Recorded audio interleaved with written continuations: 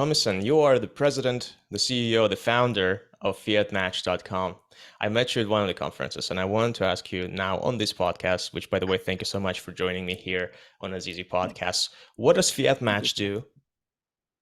Right. So fiat match essentially is democratizing financial services for immigrants and people who need to move money from one country to another, whether businesses, whether retail customers.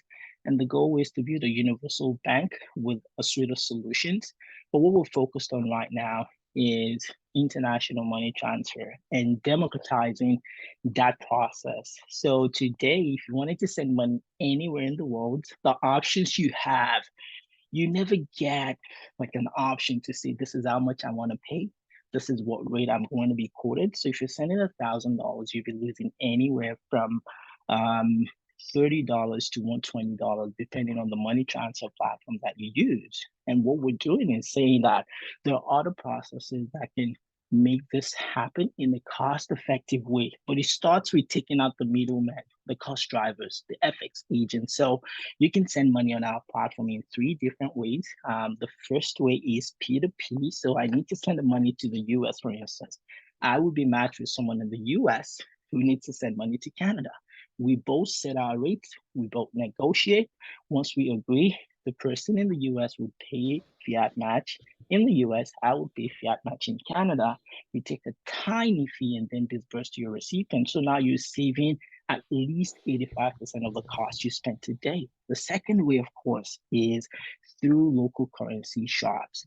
Those guys always have the best rate because they do not depend on the FX agents, right? They're getting their money directly from the source. So what we're doing is we're creating a platform that they can use without having to build out their solution from scratch. So if I go on the platform, Fiat Match app, and say I need to send money anywhere in the world, I would have access to either do P2P or use a local vendor. It's a win-win for the customers and the vendors because now customers can benefit directly from the vendor rate. Vendor Hmm. two can get the exposure and send their customers to Fiat Match app or, do transactions for Fiat Match customers. And of course, we're just building out the community. The third way is what you can do on any other platform, which is we complete the transaction for you.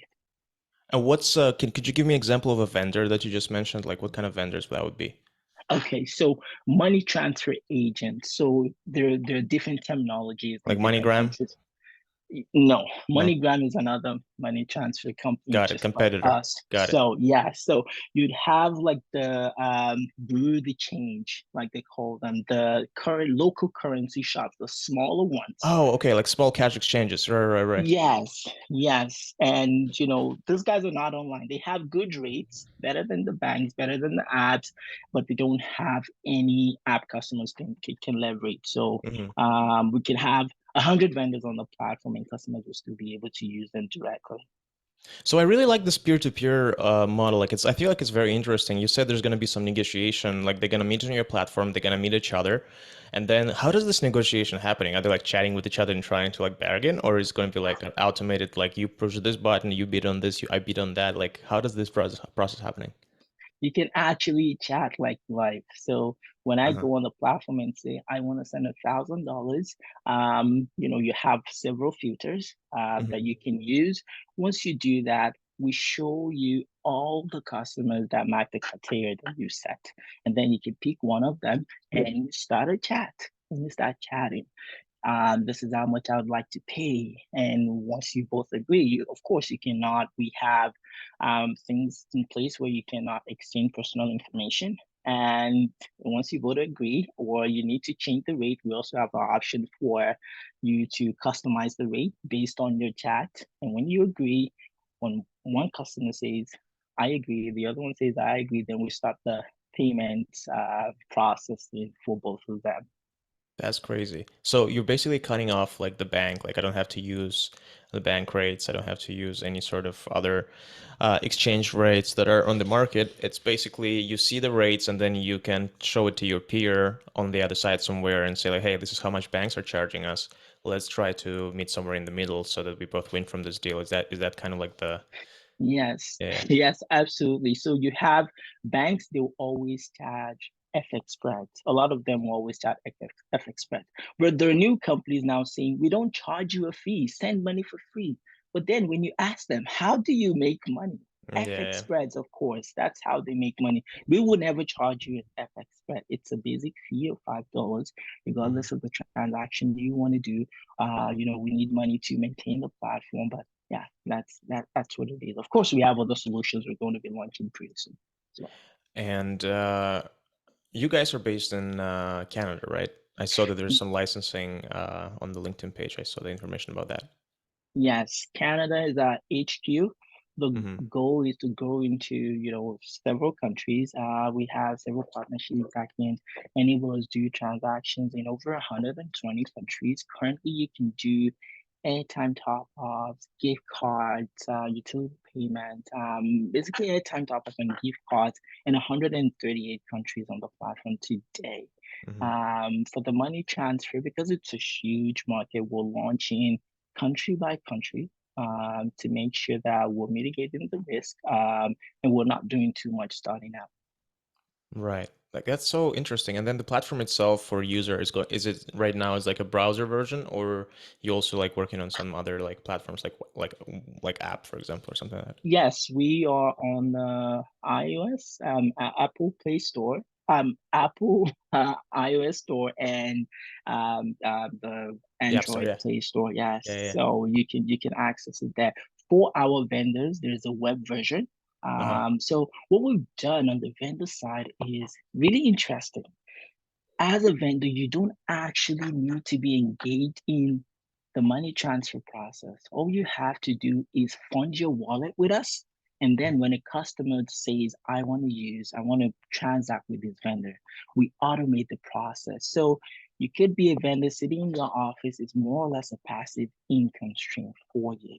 Um, and the goal is to democratize the process even more so that a regular individual, high net worth individual who's interested in the space can get into the business without having to go through the regulatory compliance and all of that because we will onboard the customers, do the checks, and make it so that there's no fraud going on.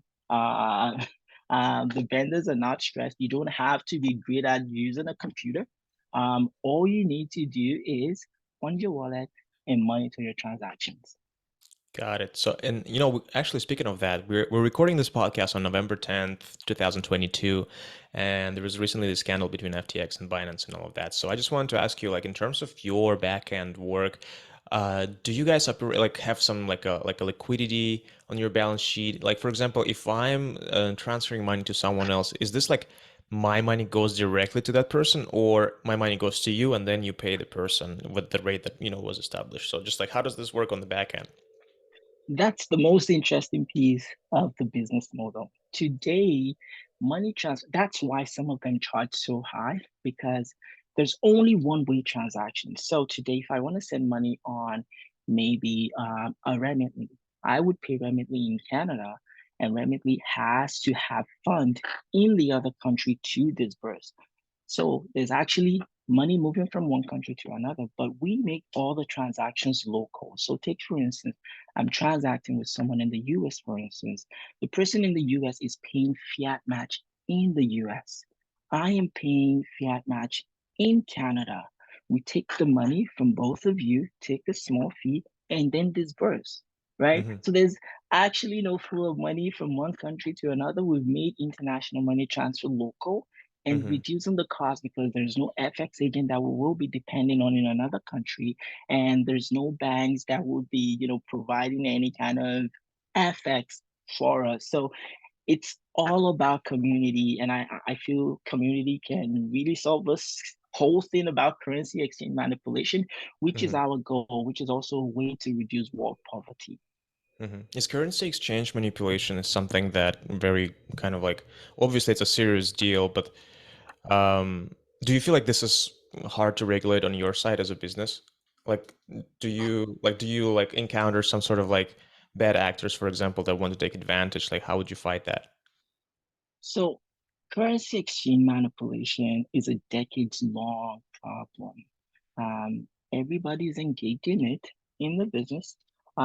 It's just a matter of what you call it. To me, it's manipulation because one, if I use a vendor today and a FX agent today and say they would be my FX provider, they would give me a rate, could be the mid-market rate or close to the mid-market rate, and then I would put something on top of it, which is the FX spread. And I could, depending on how much money I want to make, I could put anything on top of it. So that's where the manipulation is. Nobody get access to the actual mid market rate. And that's what we're trying to do to make sure that customers get access to the original rate, which is we post the original rate on our platform. So when I'm setting up my rate on the platform, I can see that this is today's rate. And Mhm. then negotiations will be based off of that. No FX spreads, no manipulation. So as a company, we that's our foundation to cut currency exchange manipulation, no FX spreads. And we feel community is the only way we can grow that. Right. And you've mentioned, I think you mentioned several, like you're gonna spread internationally to 120 countries, but like, does that mean you're also adopting more and more different currencies? Like, how many currencies are you working with right now, or it doesn't matter? Okay, so we just launched last month. We have over 5,000 pre-registered users, over 20,000 engaging with our content, the email library, the boot camps, the skill up programs, the podcast. But we've only opened up to about 50, and we're doing close to 100K, and we're trying to say, okay, this has been going really well. Before we open up to a Right. whole bunch of people, let's not do too much at a time. Let's make sure that the system really works, which is really working, and we're proud of that. And it's just a matter of opening up to more people gradually. So we set up something. It's an invite only platform. Once you're on the pre-registered list, you have access to do transactions. You complete your KYC. Once you've done that, you have access to invite 5 of your friends and family to use the platform.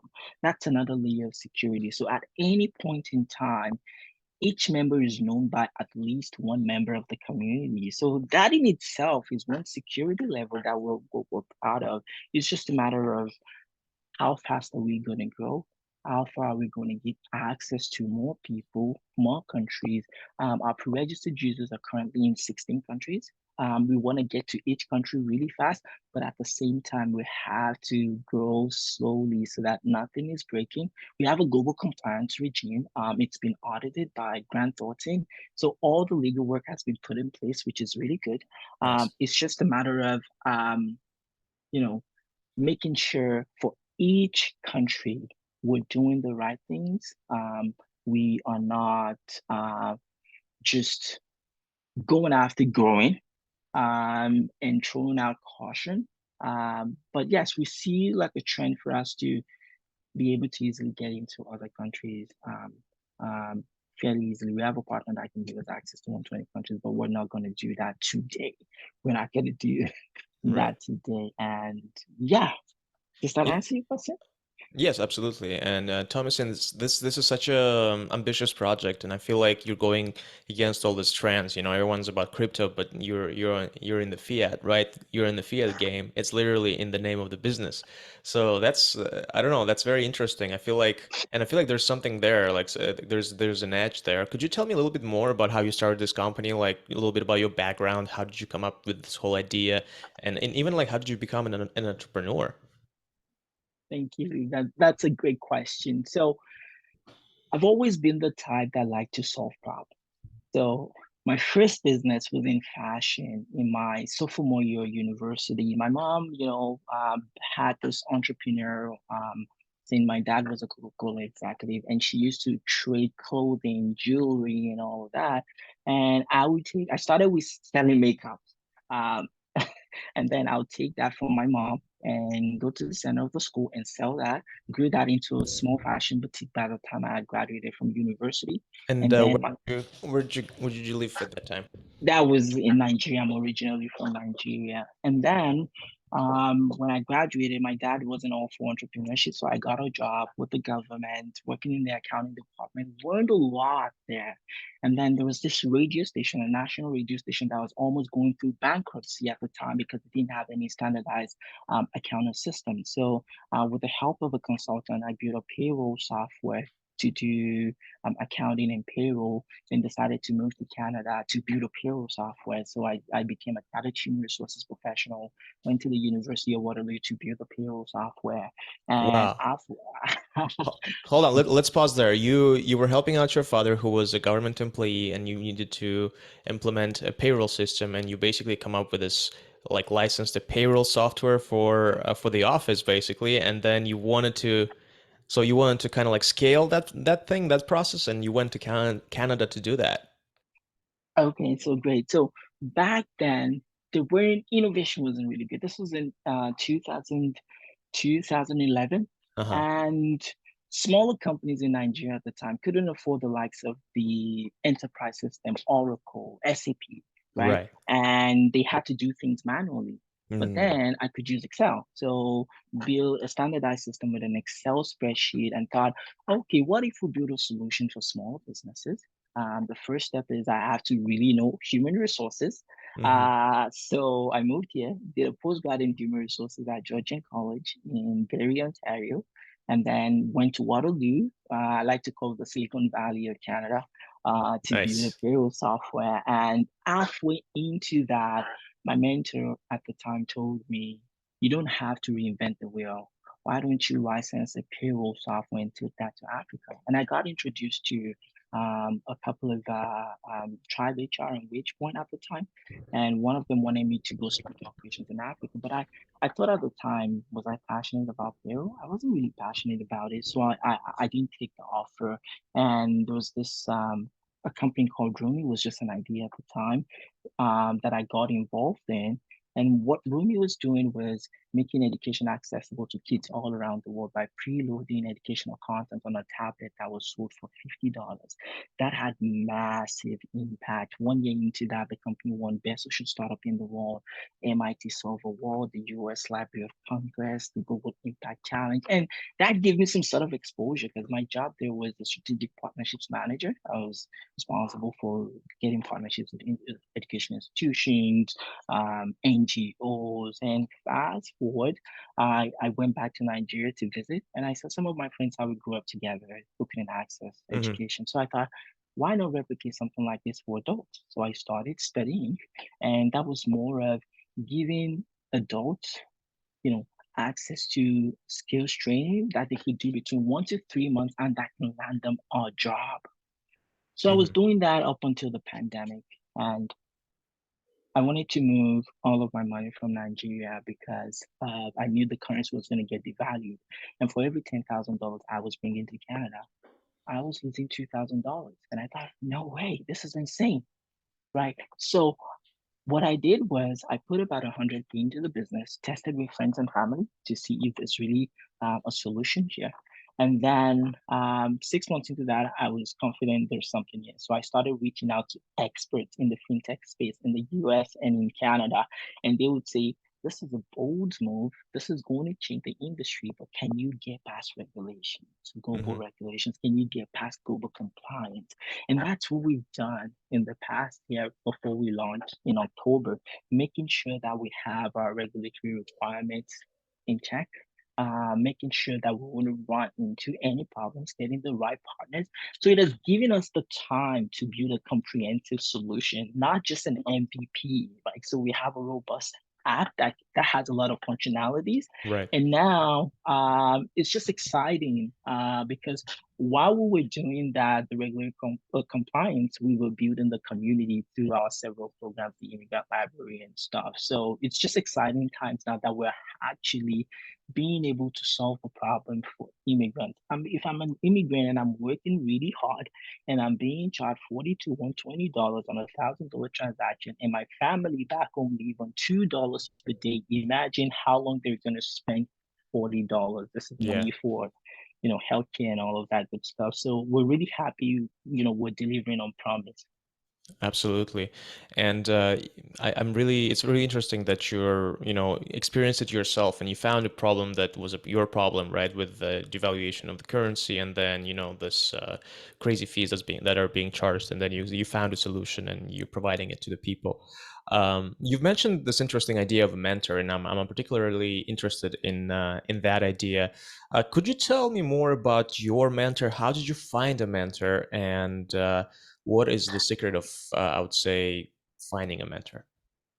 Right. So the good thing was in the program, it was the Masters of Business Entrepreneurship and Technology at the University of Waterloo. So there was, access to folks who have built massive companies, startups. So it came with the program. But what I have done in terms of getting mentorship is not just, there are different kinds of mentors. There are those that have done what you've done.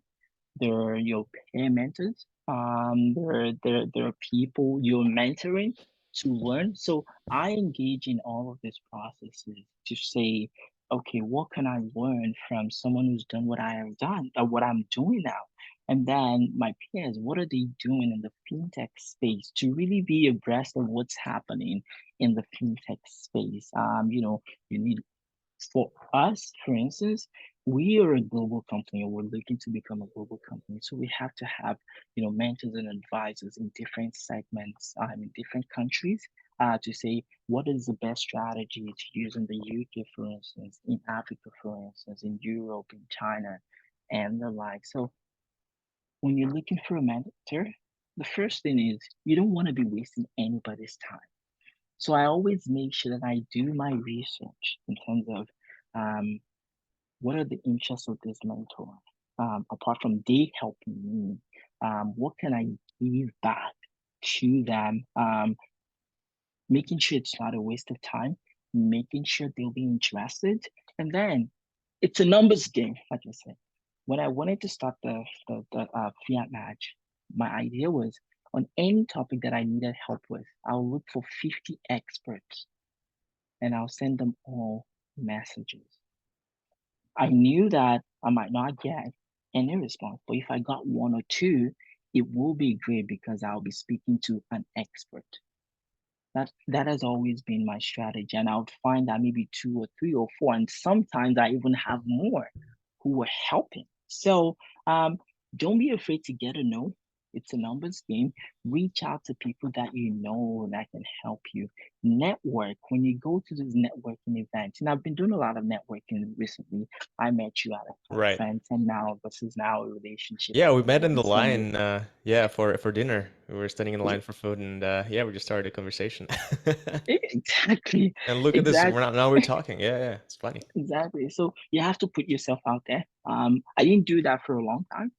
Because when I'm solving a problem, I always want to make sure that I'm not going to be wasting anybody I'm reaching out to. I'm not going to be wasting their time. So I like to do my homework first. Once you're confident you've done your homework, I would go into meetings then and, a lawyer, for instance, a fintech lawyer, for instance, would say, you know everything you need. It's just about putting the documents together. So I wouldn't go into that, like the FinTrack license, for instance. I didn't need a lawyer to get that. And ideally, you would need a lawyer to get that. I Hmm. went on the website, did all of my research, found out all the requirements, and then got the advice of a lawyer later on. But I applied to it myself, right? So you always have to do your homework before you get in front of a mentor, and then hopefully they'll be willing to speak to you. But it's a numbers game. Do you currently mentor anyone? Yes, yes, a Do you few find people. do you find do you find it challenging to mentor someone while you also, being mentored sometimes by like other people, and at the same time you're running this international business? It's insane. I would say I don't have a life. That's one thing I'm still struggling with, balancing things and getting enough sleep. I don't even think I've gotten up to 4 hours of sleep a day, in the past year and a half. But I think I've been used to that. I've been used to juggling a lot of things. And the MBA program, for instance, it was 9 courses per semester, and you had to do your own business. You had to be helping an undergrad student. For me, I was involved in four companies, right? Working with a PhD student, working with Romy, trying to build my business, and then trying to help undergrad students. Because what Embed did at the time was they would bring lots of the undergrad people to us to evaluate their ideas and say, this is a nice to have idea, you need to move forward or not. But it's extremely challenging. And sometimes I have to say, no, I cannot um, be a mentor. And, but as much as I think I've only said no to one person, and it was because I was juggling a lot of things at the time. But, it's challenging. It's something I am passionate about. I I told myself after working with Rumi that I'm only going to be involved with impact projects, right? Projects that can impact lives of people. Yes, they're going to make money, but more of impact. So if I'm able to mentor one person, two people, three, whatever, and give back, by all means. Um, Tomisin, this is such a great conversation, and your life story is so inspiring. You were an immigrant that came to Canada that built several businesses, and now you're doing this international financial business. What would be your advice for immigrants that are coming to Canada and also want to become entrepreneurs and start their own like companies, fintech companies, or just tech companies in general? The first thing is you have to know where you're going. You have to have a goal. You have to know where you want to be in 5, 10 years. And I like to say the principle of backcasting, knowing my destination and then drawing out the steps that would land me in that destination. So if I want to be um, a CEO, for instance, I have to, write it down step by step what is going to get me there. And I have to be ready to immerse myself in that journey and work hard. Now, and this is something I say all the time. There is really nothing a human being cannot achieve as long as you're willing to. I'll tell you this.